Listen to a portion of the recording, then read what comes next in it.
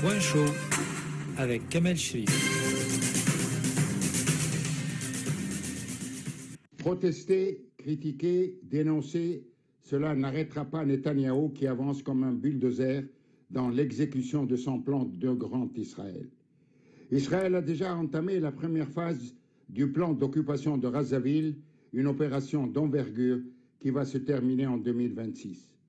Au même moment, le projet de couper la Cisjordanie en deux et d'y construire 3400 logements pour colons afin d'étouffer dans l'œuf le projet de création d'un État palestinien est aussi en marche.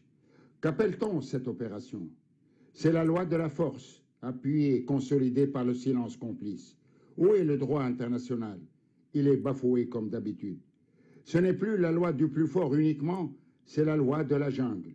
Imaginez comment sera la vie des millions de Palestiniens vivant en Cisjordanie occupée depuis 1967, aux côtés de tant de colons installés dans des colonies que l'ONU juge illégales au regard du droit international.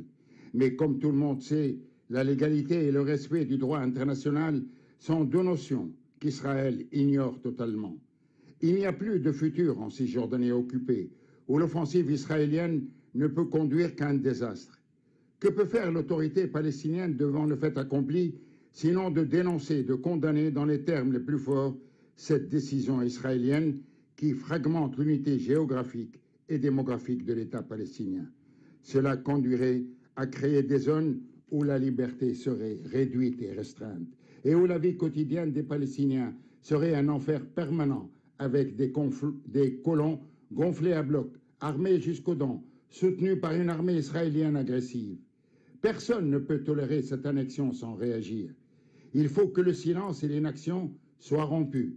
Plus que jamais, les Palestiniens qui vont connaître un nouvel enfer doivent tenir face aux fauteurs de la haine. On a l'habitude de ne parler que de Gaza, où la crise alimentaire est devenue une humiliation alimentaire. Où aller chercher de quoi se nourrir est un piège mortel et un véritable guet-apens. Et plus on se rapproche de la tenue de la 80e Assemblée générale de l'ONU, et plus Israël devient plus agressif envers ceux qui plaident pour la création d'un État palestinien.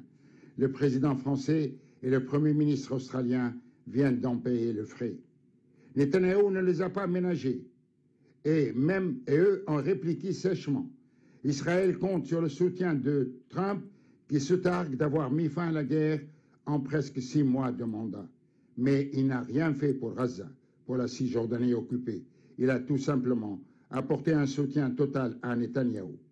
Seuls les pays épris de paix, et ils ne sont pas nombreux malheureusement, ne cesseront de défendre le droit des Palestiniens de disposer d'un État viable dans le respect des résolutions de l'ONU. Un vœu qui reste malheureusement jusqu'à présent théorique. Point chaud avec Kamel Chérif.